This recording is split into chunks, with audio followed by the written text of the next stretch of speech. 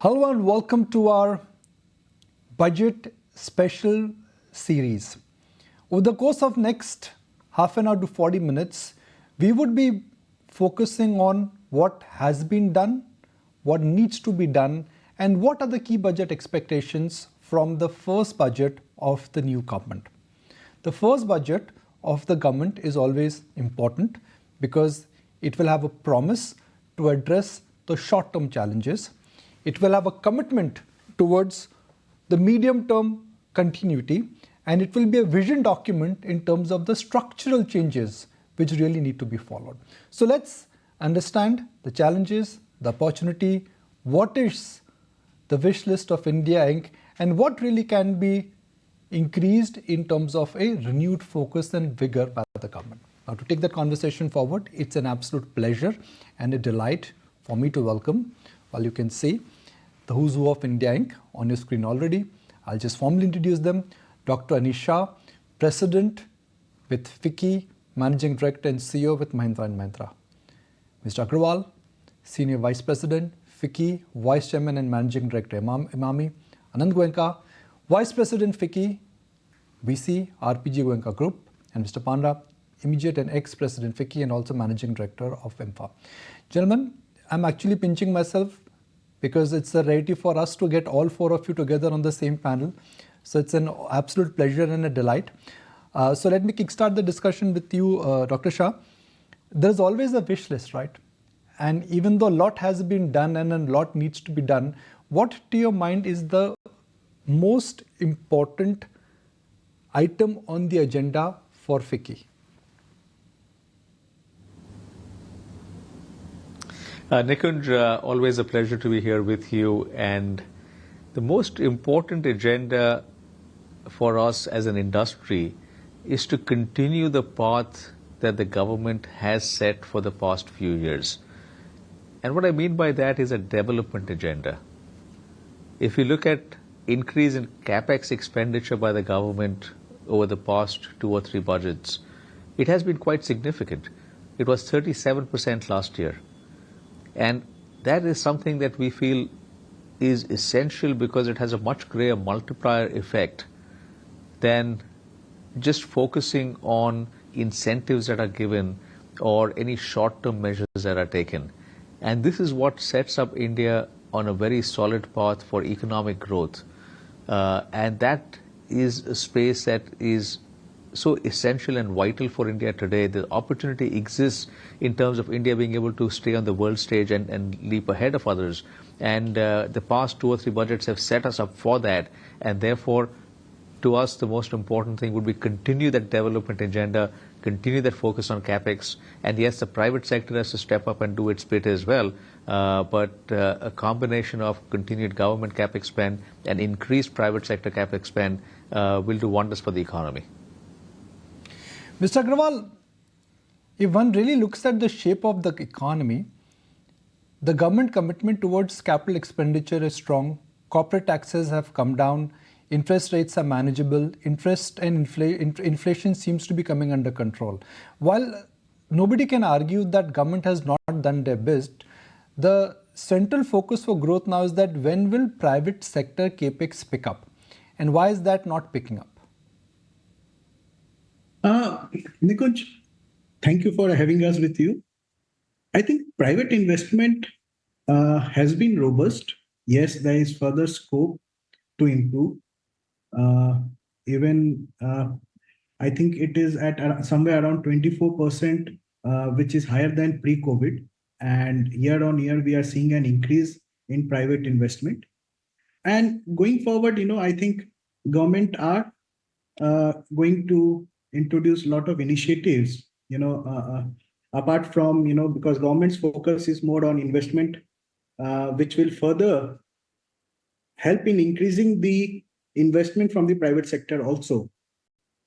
So I think it's a trend is good. And hopefully, as we move forward, from 24%, I think next 2-3 years, it might go up to 30%. Mr. Goenka, I'd like to draw everyone's attention to the most important number, which is the government commitment towards capital expenditure. The multiplier in the economy has largely got created because of government spend on road, ports, and infrastructure per se. But given where the positioning of the economy is, which is that the rural economy is under stress, it's been a K-shaped recovery, do you think it is time to start looking on the other side of the fence, which is maybe go easy on expenditure and allocate that fund back to maybe consumption dominated and welfare schemes?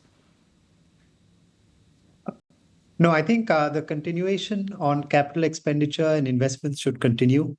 As my colleague Anish mentioned, it does have a multiplier effect. It improves productivity in many ways. It improves job situation in many ways. If you look globally, there's a fair amount of uncertainty with respect to commodity price fluctuation, with respect to geopolitical stress. And Capex ensures that this growth continues and this investment continues, which will further spur the economy. So in my view, while there could be additional focus on rural economy, it need not take away from the Capex that the government should plan.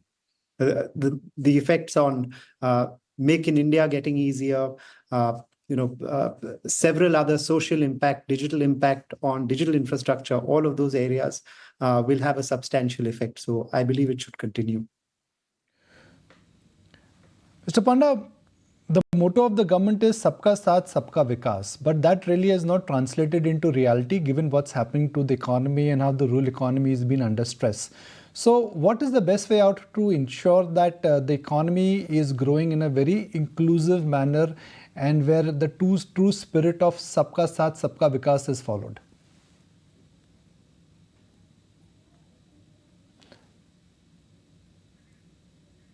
Nikunj, first of all, thank you for having all of us on the show. It's a pleasure. So, I think what the government has made clear, what the Honorable Prime Minister has made clear, is that it's not just growth that they're looking at, but it is inclusive, sustainable, and resilient growth. Now, as you put it, there may be some elements or some aspects of the economy which have lagged behind a little bit, but we are as a world going through a lot of stress with geopolitical conflicts, with all sorts of things happening. So it's not a mean task to pull off the level of growth that India has. And if there is certain aspects which have which need greater attention, I have no doubt that in this budget and future budgets that will get the necessary attention. And just to reiterate the point that my colleagues have made, I think the government has done a great job in terms of doing the heavy lifting during the pandemic period and its immediate aftermath. The huge boost, the nearly fivefold increase in government capex is what has bolstered the economy. It is, of course, time for the private sector to step in. Now, amidst all of this, there have been a helping hand extended to, let's say MSMEs. There is, I'm sure, a clear outlook to boost consumption and relieve any stress if there is in the rural economy. And in terms of welfare measures, I'm sure those at the bottom of the pyramid will continue to get the assistance. So it is, a large economy such as ours, maintaining the momentum and keeping the tag of being the world's fastest growing economy is something that has been, I think, fairly nicely done. And going ahead, what one expects from this budget is measures which will add to the growth trajectory and plug those little loopholes where sections of the economy might have lagged behind a little bit. Dr. Shah, so what are the suggestions where the consumption cycle, which because of base, COVID, poor monsoon, which in a sense has suffered, how can that be revived? Fiscal deficit needs to be maintained, expenditure should not be compromised, but the consumption stroll, the semi and the rural urban consumption needs to be revived. So what are the FICCI suggestions that how can that balancing act be done, Mr. Shah? That's a difficult balancing act, Nikunj, because if you were to look at the key drivers of reviving consumption, they are in the form of incentives, tax cuts, which is in a sense part an incentive which is putting more money in the hands of consumers and hoping that they will actually spend. And third is the long-term capital formation, creating greater supply and creating greater wealth effect that trickles down to various parts of the population. But it's a function of short-term versus long-term. Consumption has gone down. We were at 6.8% in fiscal 20 to 23, down to 4% last year, and we've seen some effects of that. But on balance, I would say the economy is still fairly robust.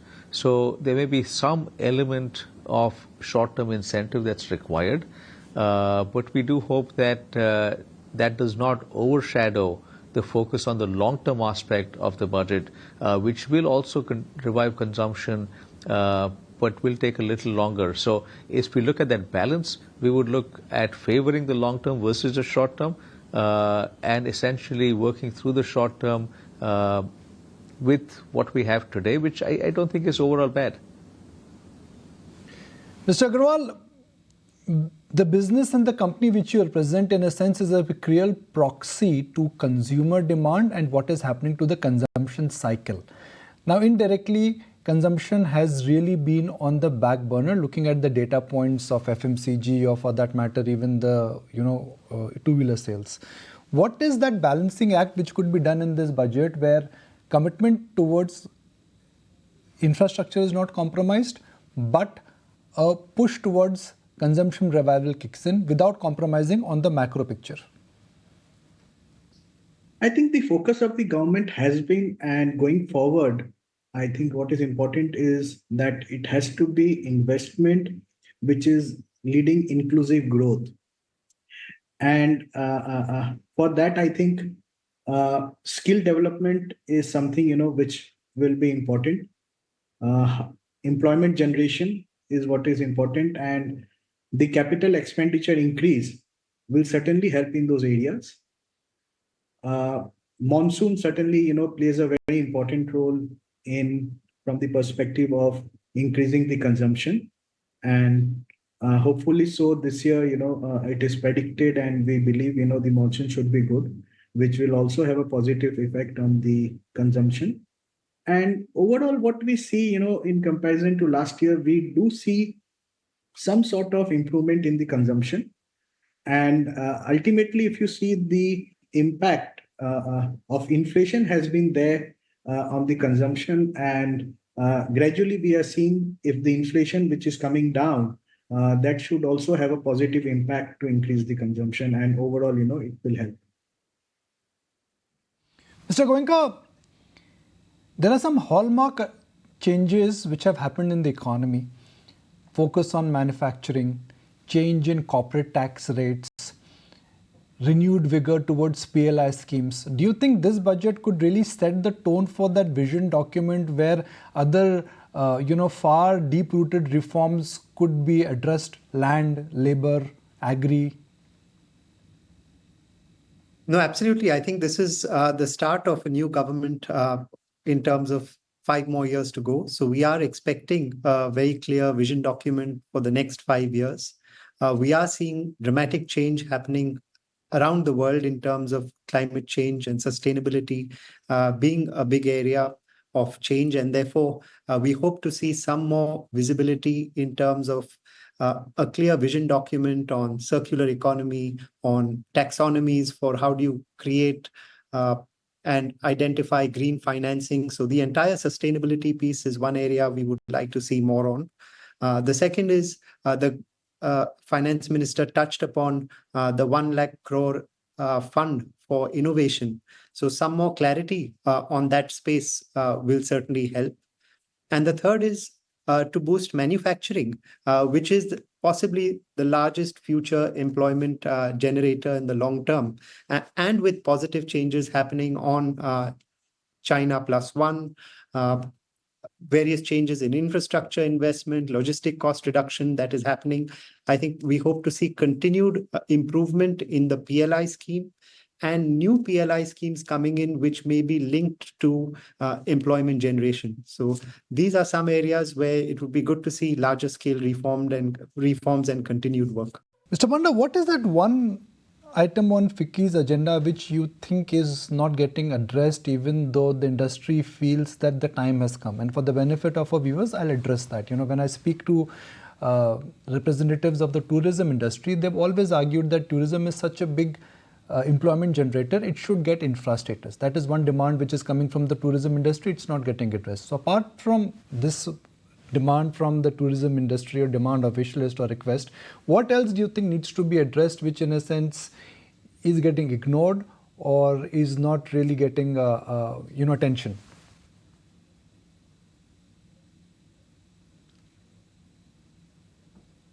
Look, when it comes to the budget, obviously every sector, every industry has a whole lot of expectations, and everybody expects that it gets addressed. But as Anish was mentioning, even when you look at balancing the long-term versus the short-term capital expenditure versus welfare measures, there is, even with buoyant tax collections, there is only so much that can be done. So I think, one view that I have always held is that we shouldn't look to the budget as the be-all and end-all, because governance is a 365-day exercise, and there is a lot that can be done and has indeed been done in terms of addressing issues which crop up.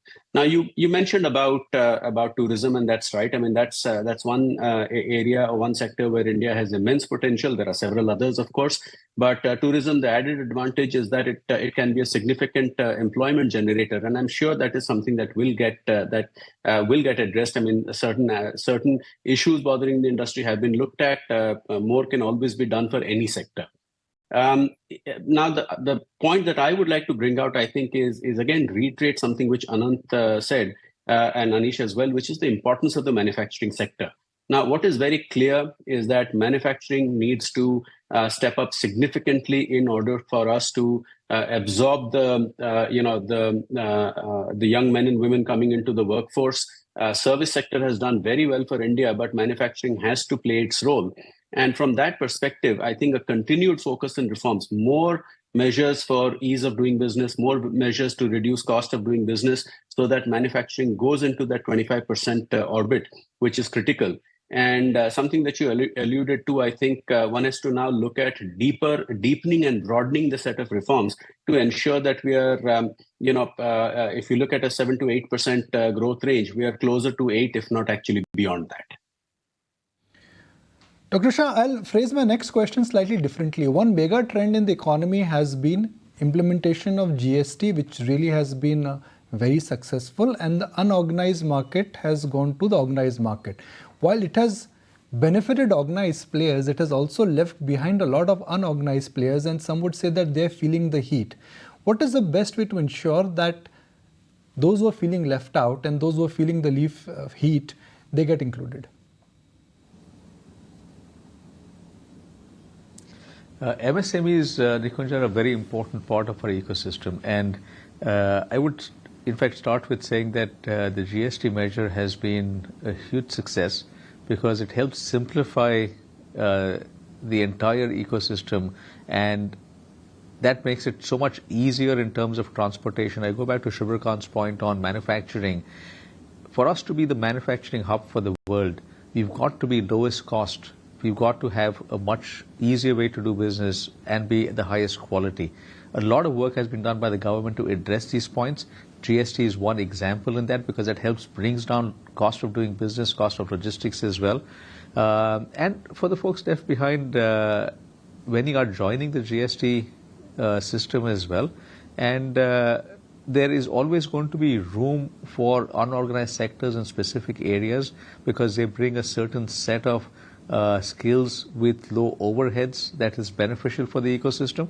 And as manufacturing ecosystems grow, they will clearly have a role to play as part of that. Dr. Shah, the group which you represent is in agri, is in automobiles, it is in IT, it is in NBFCs, it is in consumer finance. What is your understanding of the economy? Because you, in a sense, are in a position to share with our viewers that where the puck is moving. We are very positive in terms of what we see. We've seen a fair amount of resilience across multiple sectors. I would add tourism, logistics, hospitality, or real estate and solar and a few others to what you mentioned as well. So we do see a very broad cross-section of Indian industry, and we are seeing an economy that's doing well right now.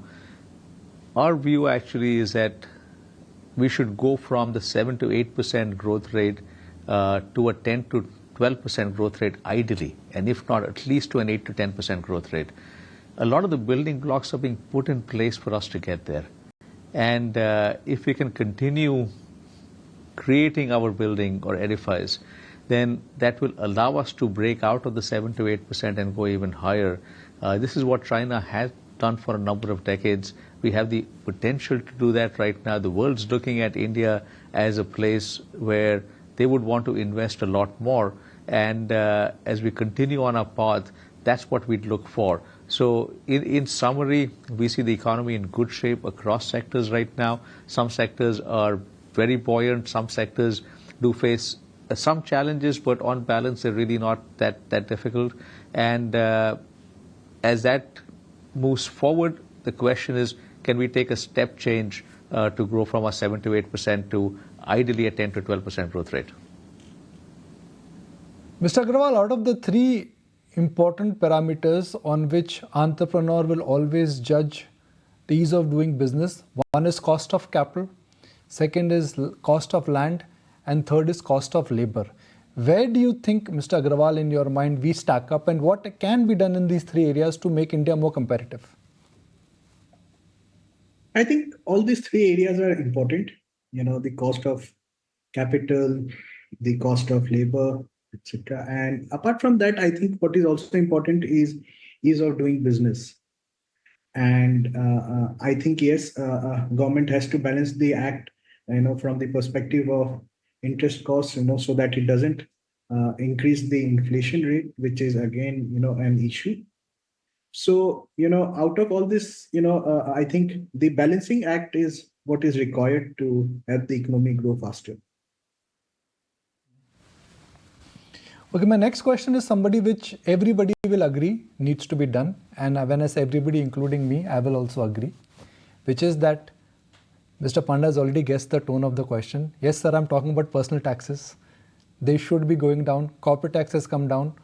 But you think it's high time that personal taxes should be coming down, because now there is a reason to cut personal taxes. You cut personal taxes, there is going to be more hands in the money of taxpayers who can help boost consumption.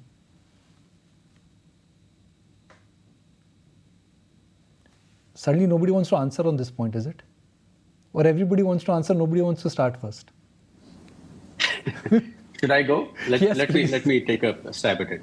Yeah, so look, this is obviously something that comes up every budget, and again, I think it goes back to that balancing act of how do you keep everybody satisfied with a document that needs to cover the entire length and breadth of the Indian economy.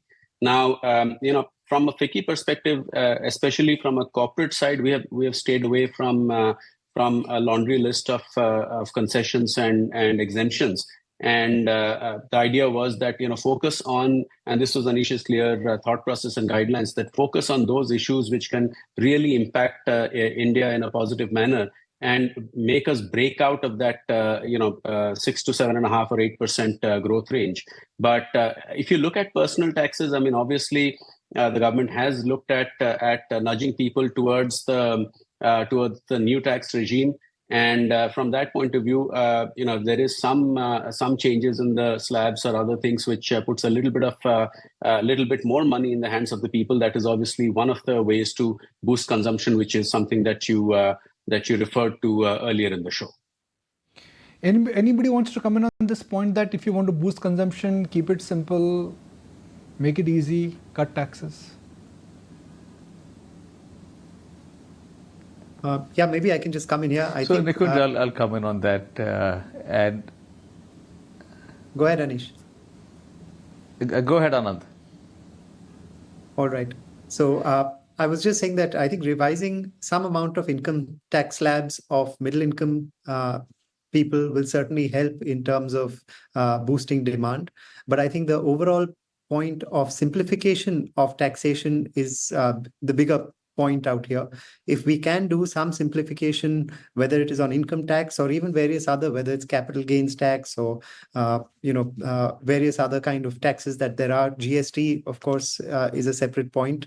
I think that will certainly help as well in terms of dispute resolution and some of these spaces. So both in terms of simplification as well as some amount of reduction will help. I'll just wrap the show with one simple point, and Dr. Shah, if I may just encourage you to respond to this one. The India of 2030 would be dramatically different from India of 2024. Are we future ready? And if we are future ready, what needs to be done that as the economy grows, our dependability on clean sources of energy, our dependability on global source of capital, our dependability on skilled talent, how can all that be met? Dr. Shah. So we are moving forward with a high degree of momentum, Nikunj. We've got a lot of building blocks in place. All the work that's been done on the digital infrastructure is really creating an expressway for us on the digital side, which, as you combine with the physical infrastructure being put in, is really helping industry get more competitive. There is more work to be done on manufacturing competitiveness, but I think a lot of these building blocks are in place. We are future ready from an IT standpoint. We have a lot going for us as well, and India can lead the world on the technology front. So with all of these things, I think the key focus for us should be to stay on track, to continue looking at the long term as to how do we get India to be the manufacturing powerhouse of the world. And as we do that, I think it's just more about core execution.